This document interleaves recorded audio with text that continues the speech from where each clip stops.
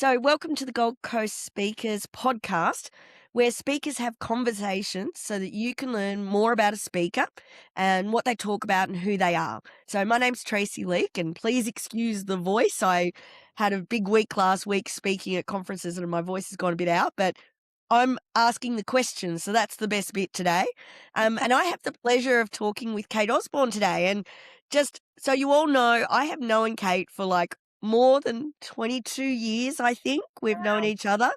And so she's not only a peer, but she's also a very, very dear friend of mine. So I'm really excited that I got asked to actually speak to you today and get to ask you questions. So this is really cool. And I've heard you speak in front of audiences all around the world for the last 22 years.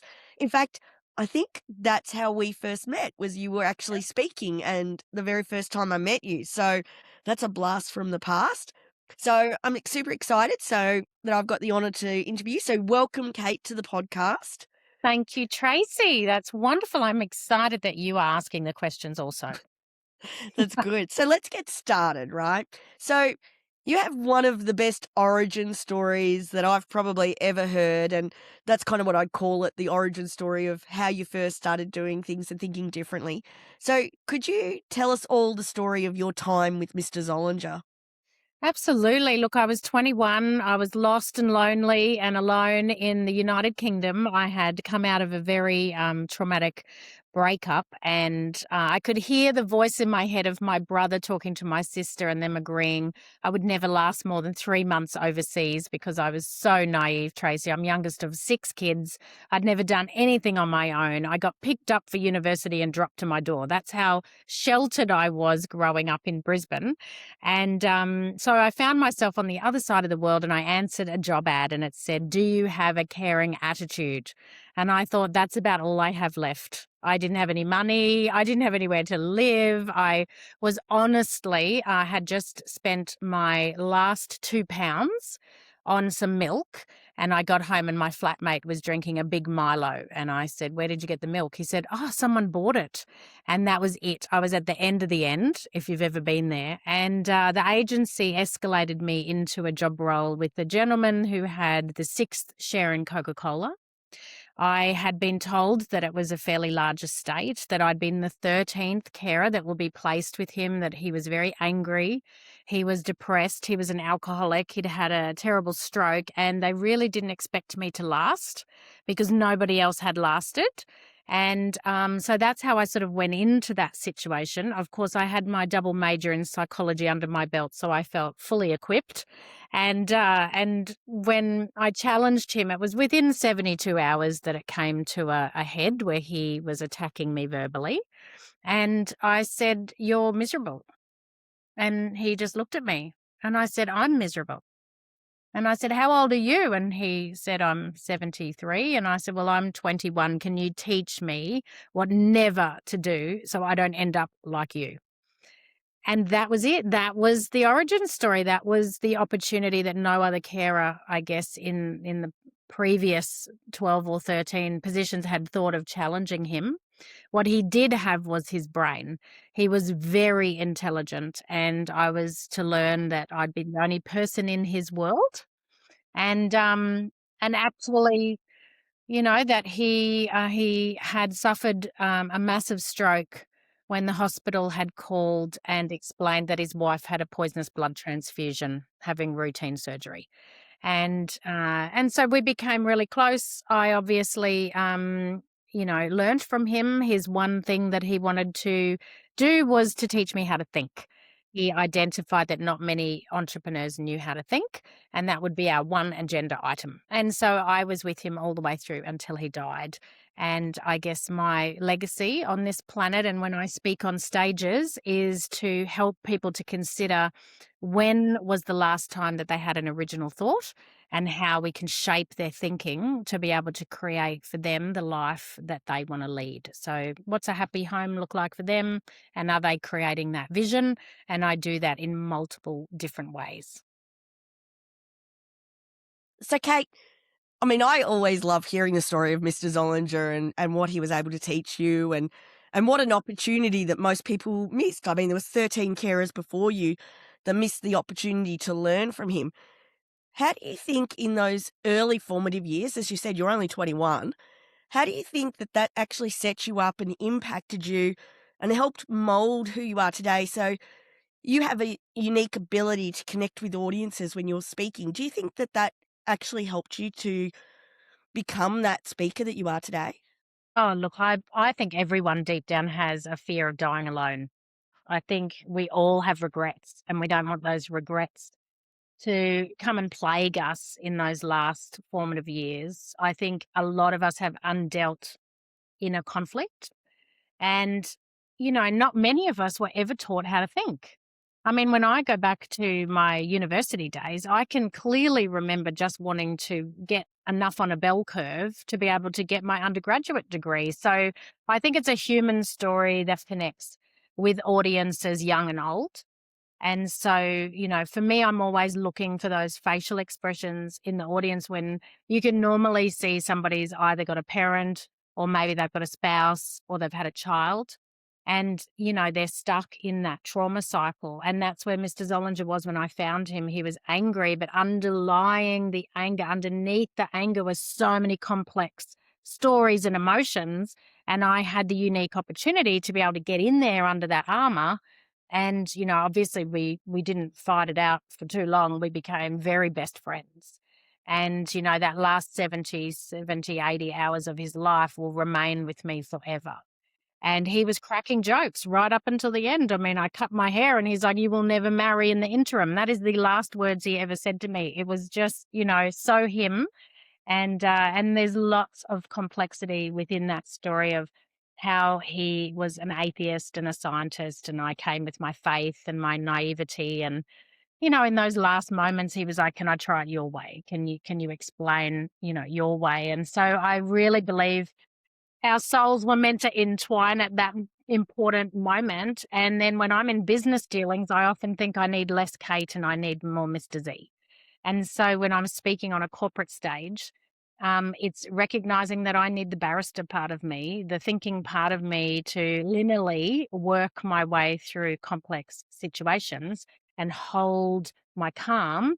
And he really educated me how to debate, how to listen, how to respect men, how to love women, and how to get collaborative results. And so that's what my keynotes are all about: leadership and collaboration. So, Kate, Mhm. you know, one of your keynotes is all about making music in everything you do. And I love the title of that.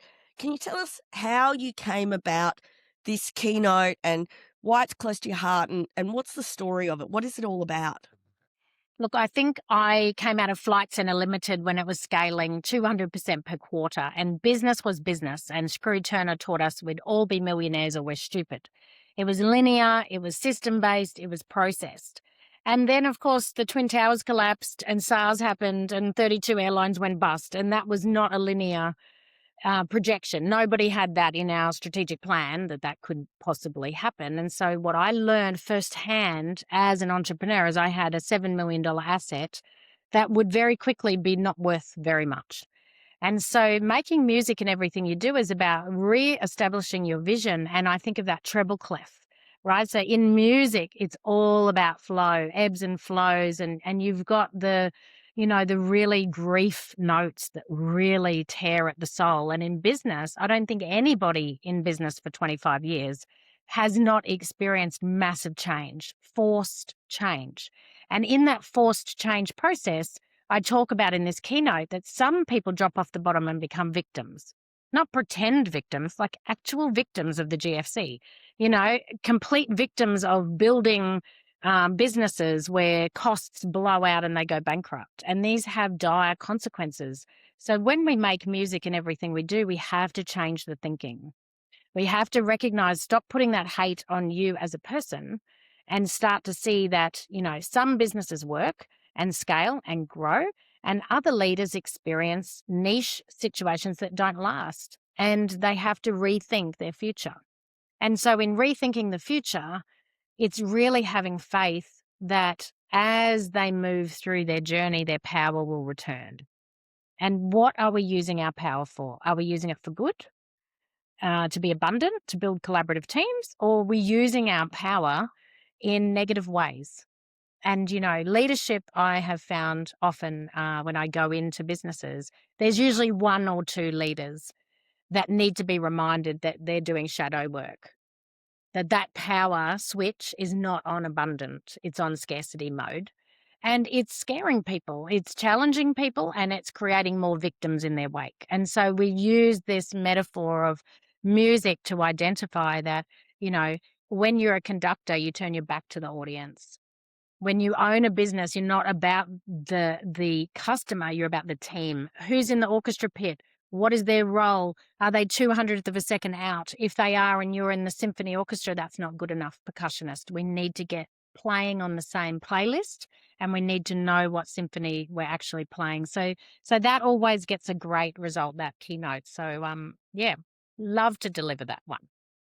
Always makes such sense. I said it earlier, you have I've witnessed it, that you have a bit of a unique ability to connect with such a varied audience, like, I've seen you speaking in front of female founders, but I've also seen you working with a lot of men that are even in trade-based industries. So, what do you think is the key to connecting with people who most people would put at actually opposite ends of the scale? Yeah, well, think of it like a bell curve, Tracy. So there's always the bottom 10% in every audience, and there's the top 10%. So for me, when people are in the bottom 10%, they respond and react differently if they're masculine or feminine in energy. So take gender out of leadership. Some leaders have a masculine energy style. And I think when we connect with that, a masculine energy style is more domineering. And I really relate to dominant business leaders who are losing because I have been one of those people. At the same time, my situation was I got offered a no money down deal out of Flight Centre and went from number 623 in the franchise to number 3. And so I went from the bottom 10% into the top 10%, and I started to realize that the challenges you face in the top 10% are also difficult, and that masculine energy of domineering can also backfire. So, whether or not you're working in masculine or feminine energy, we've got to connect with our audience to identify, not many leaders want to stay in the middle pack. They just don't want to wake up every morning and be vanilla. They want to be average. So in that journey, often they'll place themselves in situations on opposite ends of this spectrum where they go from being, a big fish in a small pond to a very tiny little guppy in a massive ocean. And, that is a scary transition, but I think we all have to get better. I always quote Alvin Toffler that says the illiterate of the 21st century won't be those who can't read and write. It's those of us who can't learn, unlearn, and relearn quickly. And so I have just found every single audience I speak to connect with that. It's the unlearning that's hard. The unlearning, the unlearning. Every time my iPhone updates, I get terrified. What if I don't know how to ring my mother? And yet my daughter had to sit with me and say, Mum, with technology, the reason they updated it's getting easier. It's getting more intuitive.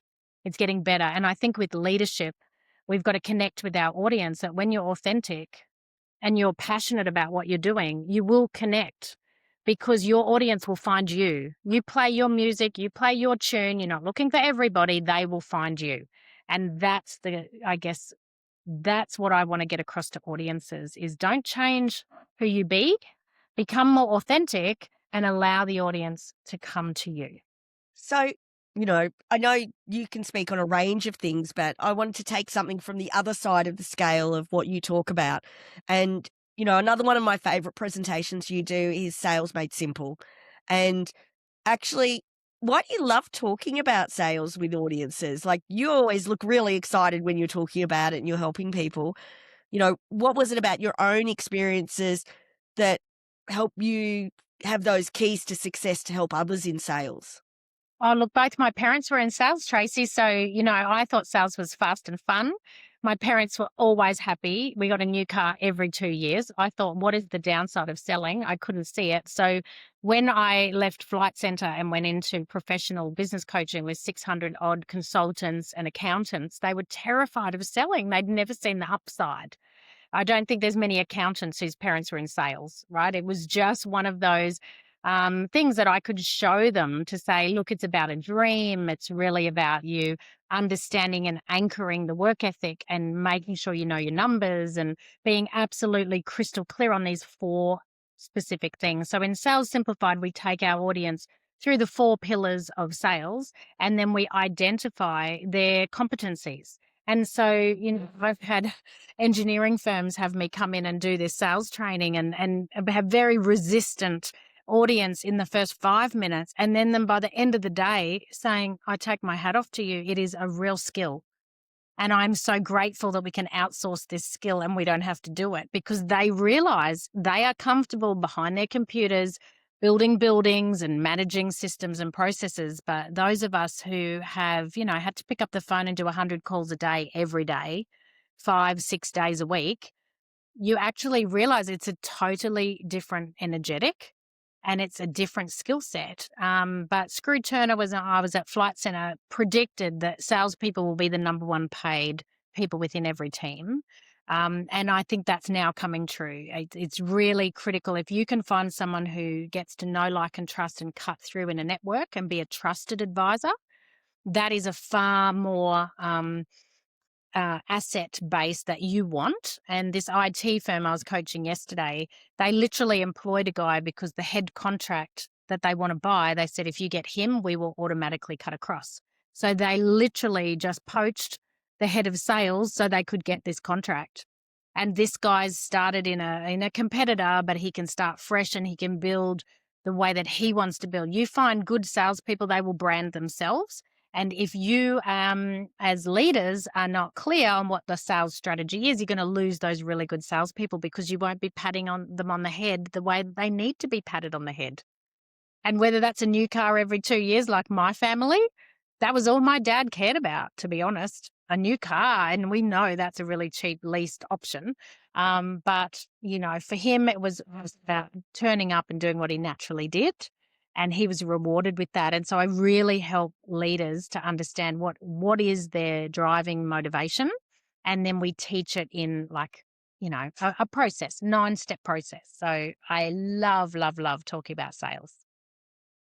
The thing is that you actually don't talk about things that you don't do yourself. Like, I always laugh with you when you're talking to me about it's the end of the month, it's the last day of the month and you're still going. You're like, it's not midnight yet. We've That's got to it. make it happen. Got to hit those targets, and we have a thermometer always for the whole family, and there's break-even goal and then a reward goal, and we've got a family chat, and so I hit my target today for the month, and so the whole family's like, go Mum, fantastic, you're a winner, and sending me emojis, and it's only the 20th, Tracey. Imagine what I could achieve. So, when you hit your target early in the month and people recognize it, you get more fuel in the tank because everything from now on is profit. It's more cream on top, and you want your salespeople hitting their targets around the 20th, the 23rd of the month, because that's when you really start to see the excitement and growth. So, Kate, you've been doing this a long time, like professionally for 25 years. I think 25 years is this year. And you were speaking before that as well.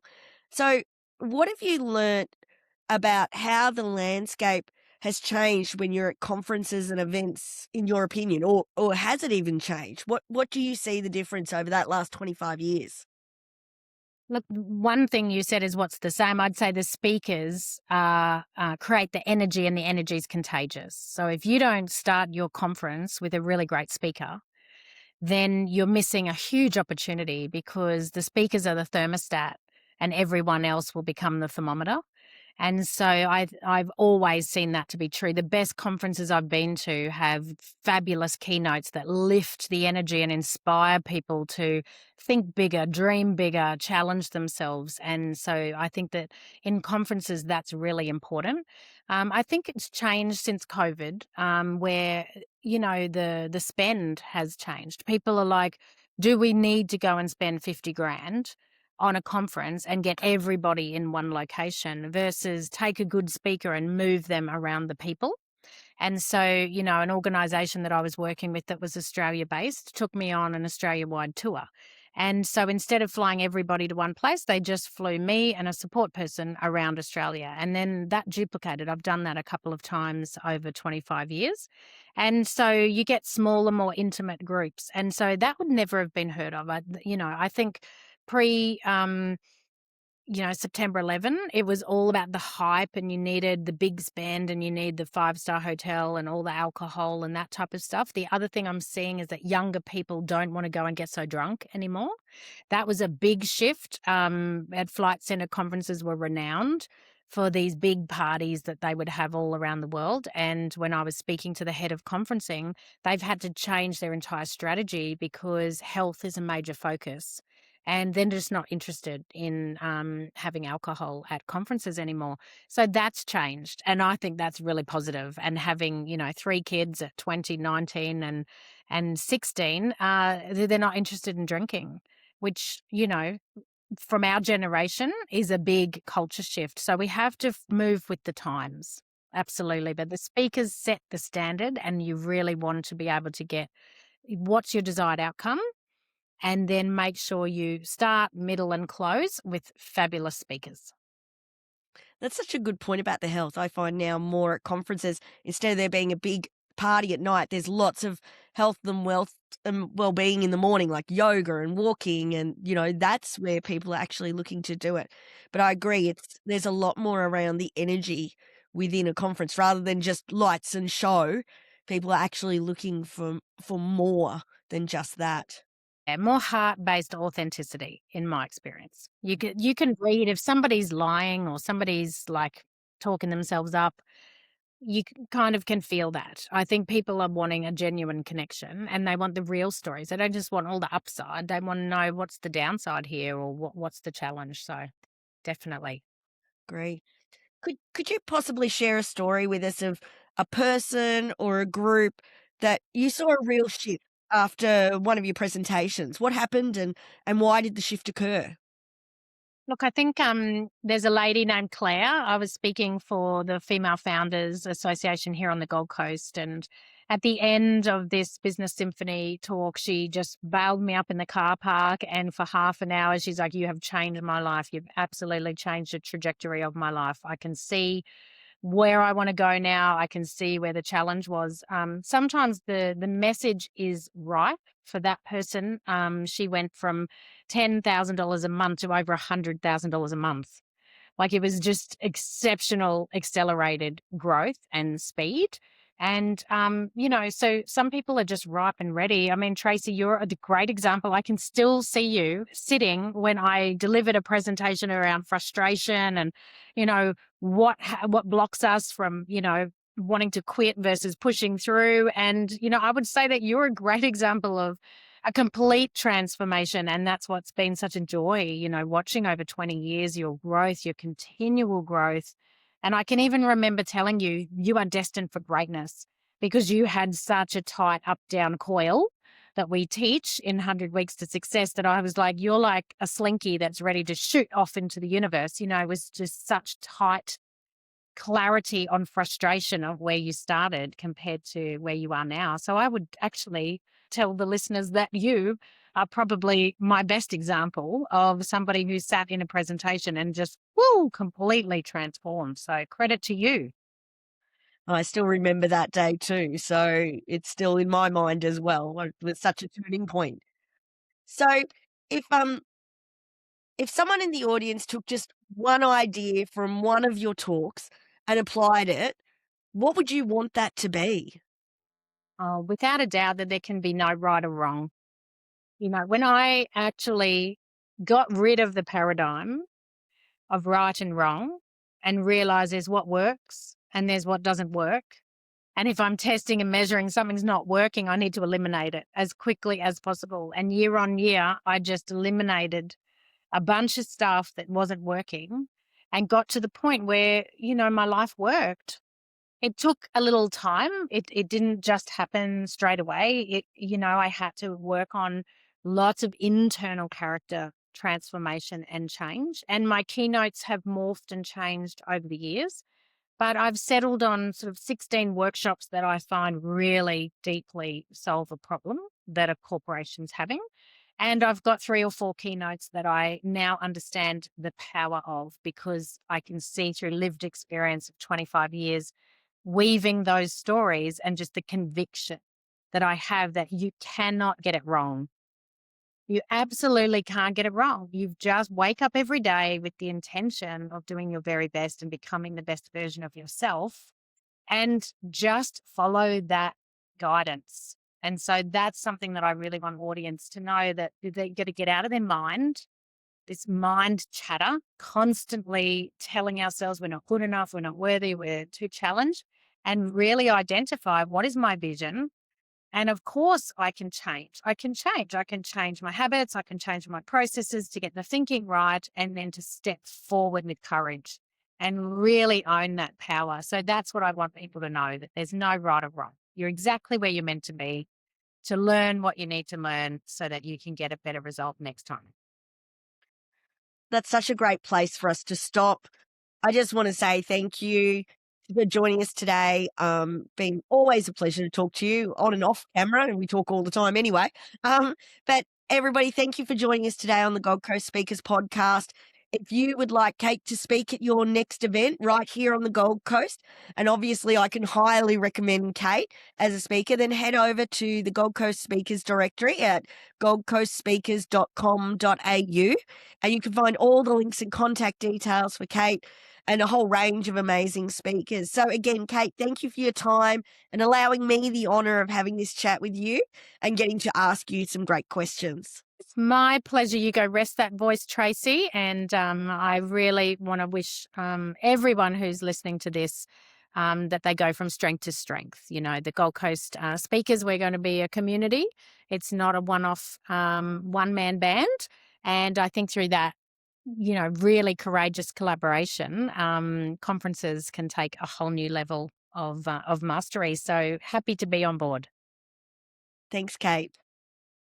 Thanks for tuning in to the Gold Coast Speakers Podcast. If you loved this episode, share it with someone who needs to hear it. And if you're looking for your next speaker, or even ready to step onto more stages yourself, you know where to find us. goldcoastspeakers.com.au. I'm JJ Person-Jones, founder of Gold Coast Speakers. And until next time, keep showing up, keep showing your voice, and making waves.